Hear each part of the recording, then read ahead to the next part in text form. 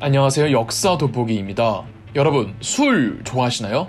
좋아하시면 어떤 술을 좋아하시나요? 인류가 탄생하고 지금에 이르기까지 늘 함께 해온 친구가 바로 술이 아닐까 합니다. 술은 누가 원조라고 할 수 없을 만큼 그곳이 문명사회든 그렇지 않았든 세계 곳곳에 그 지역의 특징을 품고 있는 다양한 술들이 있습니다. 그렇다면 어떤 술들이 있었을까요? 술에 대한 인문학, 오늘은 서양편, 즉 다양한 양주들을 시작해보겠습니다. 양주라 하면 보통 알코올 농도 20도 이상의 증류주를 말하는 이른바 스피리츠를 가리키기에 저도 이 증류주, 스피리츠에 국한해서 설명드리겠습니다.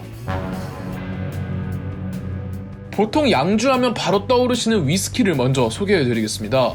위스키는 곡물을 발효시켜 증류시킨 술로 보통은 오크통에서 숙성시키며 그 시작은 스코틀랜드였습니다. 스카치라는 말 자체가 스코틀랜드를 가리킨답니다. 곡물이라 함은 보통 옥수수, 수수, 밀, 귀리, 보리 등을 발효시키며 그래서 보통 갈색빛을 띠며 향을 내는 게 위스키 만들 때 중요하다고 합니다. 원래는 향과 색에 대해 크게 신경을 쓰지 않았는데 이 영국 정부가 스코틀랜드 사람들에게 위스키 제조를 금지시켜서 와인통에 몰래 숨겨두었다가 나무통의 진액과 합쳐져 향과 색을 내게 되면서 사람들이 여기에 호응했다고 합니다. 보통은 10년 넘게 숙성을 시켜야 맛과 향이 좋다고 합니다. 비슷한 문화권인 아일랜드에서도 위스키 생산을 자부하고 있으며 보통 아이리시 위스키라고 불리죠. 위스키 역시 순수한 재료만을 사용하는 위스키가 있고 여러 위스키들을 섞어서 만드는 블렌디드 위스키가 있답니다. 미국도 위스키 강국인데 버번이라고 들어보셨을 겁니다. 켄터키주에서 옥수수를 발효시켜 만든 위스키가 버번이라고 합니다. 위스키는 당연하게도 도수가 세서 물에 타먹거나 얼음을 넣어 먹습니다. 이렇게 먹는 방식을 각각 위스키 인 워터 그리고 온더락이라고 부른다네요. 일본의 하이볼이 이 위스키에 탄산수를 넣은 술입니다. 술 좋아하시는 분들은 또 그 고유의 맛과 향을 느끼고 싶다면서 니트 혹은 스트레이트라고 그냥 마신다고도 하더라고요. 다음은 위스키만큼 유명한 브랜디를 소개해드리겠습니다. 브랜디는 과일 발효액을 증류시킨 주류로 처음에는 포도의 와인을 증류시키면서 시작했다고 합니다. 여러 과일의 브랜디들이 있지만 보통은 와인으로 만드는 브랜디가 많죠. 12세기 유럽에서 와인에 부과되는 세금을 줄이기 위해 와인을 증류시키다가 브랜디를 탄생시켰다고 합니다. 어원인 네덜란드어 브랜드위인이 이 태운 와인이라는 뜻이라고 하더군요.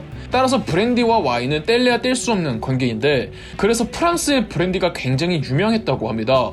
시간이 지나면서 아르메니아, 조지아, 불가리아 등 동구권 유럽의 브랜디도 프랑스 못지않은 상당히 많은 찬사를 받고 있다고 합니다. 그래서 브랜디도 이 와인처럼 우리가 서양 영화들에서 자주 보는 그 오크통에서 숙성한답니다. 위스키처럼 말이죠. 이렇게 오크통에서 숙성시키면 우리가 알고 있는 갈색을 띠게 되는데 갈색 외의 색깔을 내고 싶을 경우에는 숙성시키지 않는다고도 합니다. 제일 유명한 브랜디는 꼬냑이겠죠. 꼬냑은 프랑스 지명에서 유래했습니다. 프랑스 꼬냑에서 만드는 브랜디가 워낙 유명해서 술 이름으로도 굳혀졌죠. 꼬냑에서는 고대 로마 시절부터 와인을 만드는 전통을 시작해 계속 이어졌으며 중세, 근세 시대에 수많은 유럽인들이 꼬냑 브랜디를 최고의 브랜디로 쳤다고 합니다. 꼬냑만큼 유명한 프랑스 브랜디가 아르마냑입니다.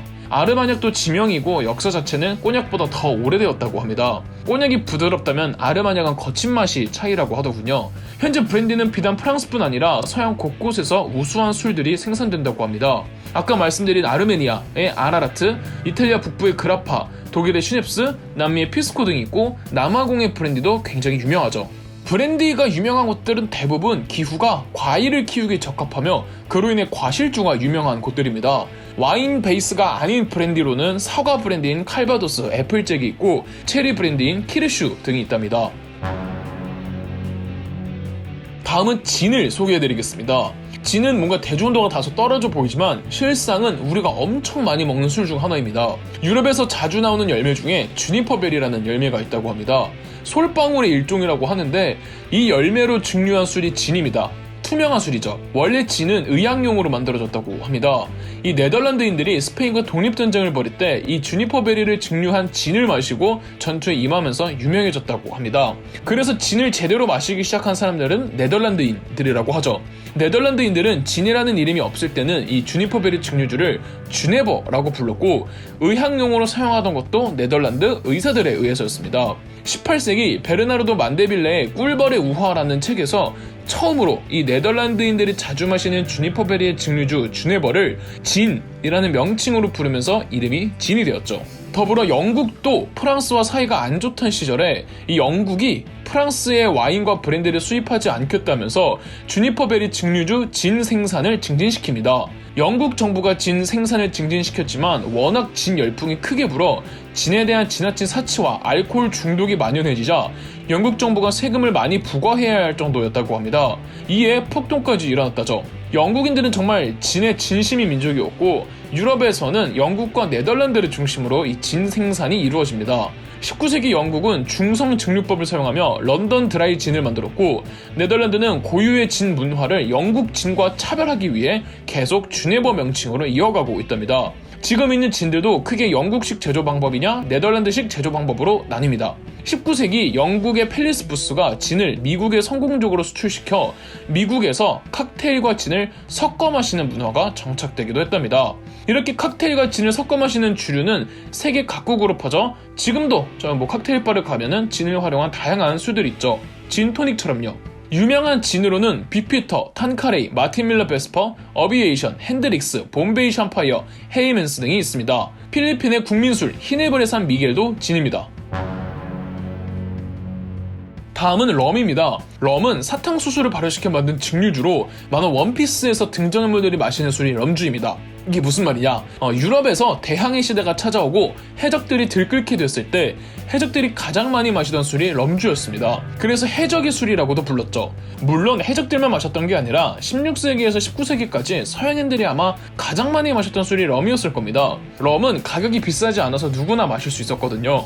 더군다나 대항해 시대로 중남미로부터 사탕수수 농장이 활성화되면서 럼의 대중화에 박차를 가했고요. 럼의 기원은 스페인 사람이 시작했다는 설과 영국인이 시작했다는 설이 있는데 두 설 모두 16세기 혹은 17세기 초반이니 럼의 시작은 아마 그때쯤으로 보이고 푸에르토리코 혹은 카리브해에서 사탕수수를 발효시켜 증류하는 술 제조술을 보고 배웠다는 공통점이 있습니다. 그러니까 럼의 시작은 굳이 따져보면은 사탕수수 농사를 가장 많이 하는 이 중부 아메리카에서 유래했다고 볼 수 있죠. 그래서 지금도 쿠바, 자메이카, 과테말라 등 카리브해 나라들이나 라틴 아메리카 나라들의 럼이 제일 유명합니다. 요즘은 럼에 다양한 첨가물을 넣어 색깔과 맛이 다양하답니다. 바카디와 말리부가 아마 제일 유명한 럼이겠죠?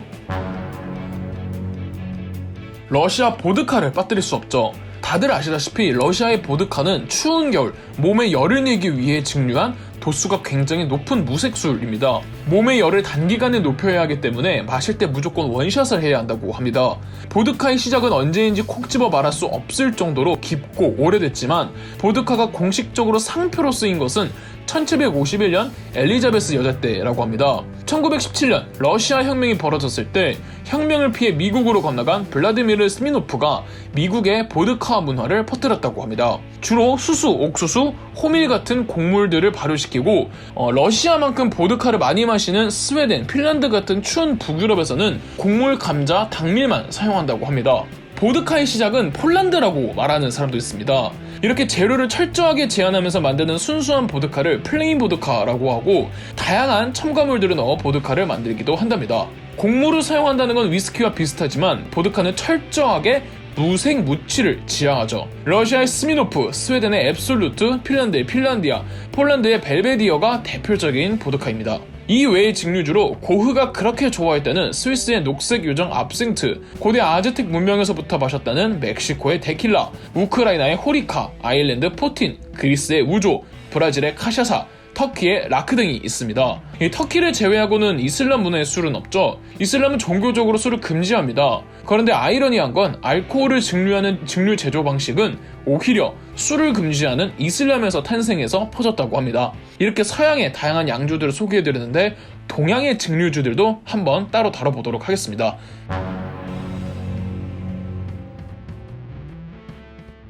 동양의 술도 서양의 술 못지않은 기품을 가졌는데 이 서양의 양주 편때처럼 그 많은 술 중에서도 도수 20도 이상의 증류주에 국한해서 소개해드려 보겠습니다.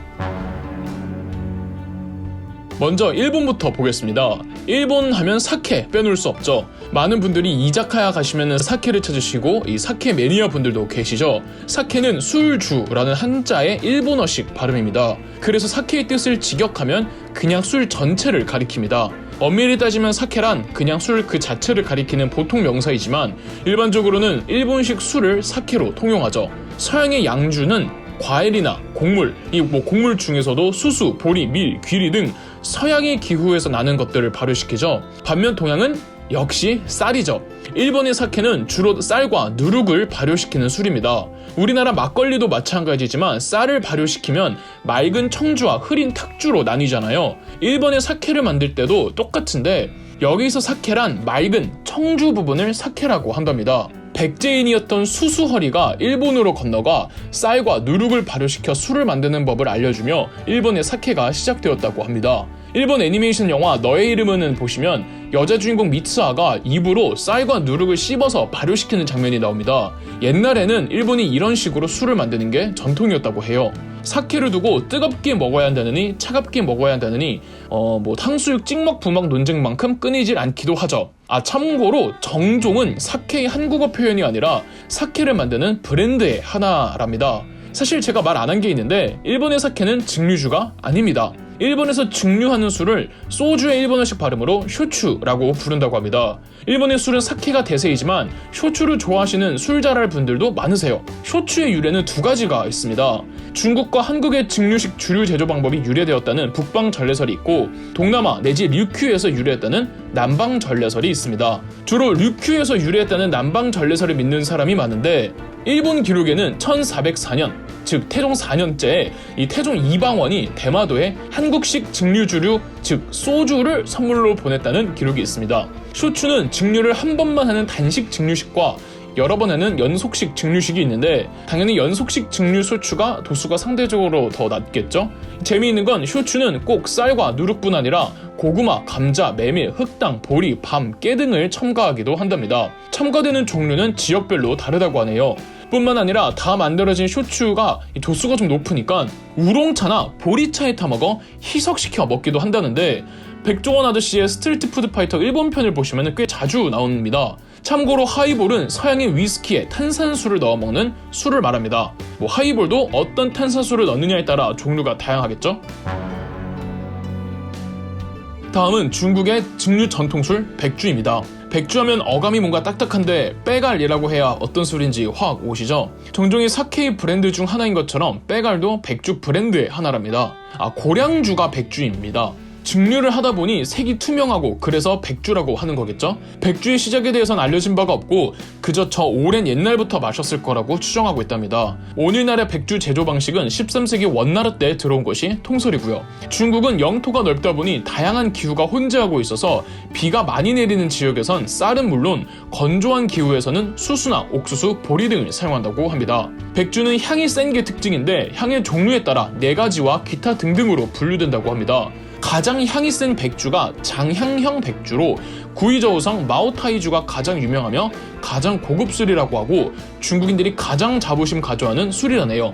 닉슨 대통령이 핑퐁 외교할 때 TV에 술 마시는 장면이 중계되는데 이게 마오타이주라고 합니다. 다음으로 향이 센 게 농향형 백주로 장향형이 진짜 독특하게 센 향이 계속 남는다고 하면 농향형은 살짝 과일향이 난다고 하네요. 쓰촨성의 검남춘과 공자가 먹었다는 산둥성의 공부가주 그리고 그 유명한 산둥성의 연태고량주가 대표적인 농향형입니다. 세 번째 향은 청향형으로 향이 확실히 덜하고 이 산시성의 행화촌 분주와 허난성의 보풍주 그리고 이과두주가 청향형입니다. 한국에서 제일 많이 마시는 백주는 두 번째 농향형과 세 번째 청향형이라고 할 수 있겠네요. 마지막 향이 제일 약한 건 미향형으로 쌀을 제일 주된 원료로 사용하다 보니 쌀 향기만 나고 기타 센 향은 제일 덜한 편이라고 합니다. 광시성, 계림의 삼화주가 미향형이죠. 중국의 술에는 백주 외에도 가진 약재를 사용하는 동주, 누룩을 발효시킬 때 찰수수와 차조를 삶아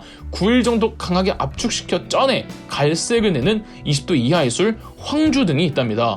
이제 한국으로 넘어갈 차례인데 그 전에 동남아시아의 증류주를 보자면 코코넛을 발효시켜 증류한 아락이라고 있습니다. 주로 스리랑카와 인도네시아에서 생산된다고 하며 필리핀에서는 람바녹이라는 명칭으로 부른다고 합니다. 이 아락이라는 명사는 지중해 연안, 서남아시아, 중앙아시아에서도 이 증류주를 아라크 등 비슷한 발음으로 부른다고 합니다. 몽골에서는 증류주를 아라키라고 부르기도 하고요. 이 어원 자체가 증류주를 뜻하는 게 아닐까 합니다. 드디어 한국의 소주입니다. 한국의 소주에 대해서 워낙에 전문가분들이 많으셔서 저는 가장 기본이 되는 정보들만 알려드리겠습니다. 한국 전통술로는 쌀과 누룩을 발효시켜 탁주와 청주를 만들었죠. 소주는 이 중 청주를 증류시킨 술입니다. 청주를 증류시키는 주조법은 고려 말 원나라 간섭기 때 시작한 것으로 보고 있습니다. 소주골이라는 이 증류기로 증류를 시킨다고 합니다. 우리가 술집에서 지금 먹는 소주들은 소주꼬리로 증류시킨 소주는 아닙니다. 도수가 너무 높아서 어차피 못 먹어요. 일제강점기 시절 소주 도수가 35도였다고 합니다. 우리나라 소주의 역사에서 1965년이 대단히 중요한 연도입니다. 당시는 박정희 대통령이 집권한 30화국 때였는데 이 정부의 양곡 조절 정책 연장선에서 1965년 양곡 관리법으로 인해 쌀로 증류식 소주를 만드는 주조가 법적으로 금지되어 버린 겁니다. 이때 정말 많은 전통주들이 역사 속으로 사라졌다고 합니다. 대신에 쌀 말고 다양한 전분, 타피오카, 당밀 등을 원료로 연속 증류시켜 얻은 알코올을 물로 희석시키는 희석식 소주들이 대거 시장에 유통됐는데 오늘날 우리가 술집에서 마시는 소주들은 전부 희석식 소주라고 생각하시면 됩니다. 감미료도 많이 넣죠. 이런 희석식 소주들은 도수가 많이 약해져서 19도에서 한 20대 초반 정도이죠. 과일 소주의 경우 도수는 더 낮고요. 1988년 이후로는 전통에 대한 관심이 높아지면서 증류식 전통주들이 다시 각광을 받으며 다시금 전통주들이 되살아나고 있습니다. 그중 가장 유서 깊은 증류식 소주가 안동소주와 경주의 교동법주일 겁니다. 오로지 쌀만을 고집하며 다른 첨가물을 넣지 않는 순수 소주입니다. 안동소주의 경우 신라시대 이슬람과의 교역이 왕성할 때 이슬람의 증류 방식이 도입되면서 시작했다는 설과 고려시대 몽골족의 침입이 있을 때 안동에 정착한 몽골인들에 의해 퍼졌다는 설이 있습니다. 현재의 안동소주는 88 올림픽 이후 정부의 지원하에 다시 부활하여 조옥화 여사, 김현박 안동소주 박물관장, 배경화 안동소주 학예사 등 다양한 전문가들과 명인들에 의해 전통이 이어지고 있다고 합니다. 안동소주는 전통식 안동소주도 있지만 새로운 주조 방식으로 빚어내는 현대식 안동소주들도 많이 나오고 있답니다. 경주의 교동법주는 경주의 최대 부호였던 최부자 가문에서 조선 숙종 때 가업의 형태로 빚기 시작했다고 합니다. 토종 찹쌀이 주요 재료라고 하더군요. 이 외에도 문배술, 한산 소곡주, 중력고, 오매기술, 허벅술 등 전통적인 술도 있거니와 최근 트렌드에 맞춰 새롭게 주조되는 증류식 소주들도 많은 관심을 받고 있다고 합니다. 이렇게 다양한 증류주들을 소개해드렸는데 여러분이 가장 좋아하는 증류주는 무엇인가요? 저는 개인적으로 소주입니다. 그렇다면 여러분들은 소주 중에서 어떤 소주를 가장 좋아하시나요? 여러분이 알고 계시는 맛 좋은 소주들이 있다면 댓글로 공유해주세요. 자, 한 잔은 너와 나의 영원했던 사랑을 위하여, 한 잔은 떠나간 너를 위하여, 한 잔은 이미 초라해진 나를 위하여, 그리고 마지막 한 잔은 미리 알고 정하신 하나님을 위하여 짠하면서 마치겠습니다.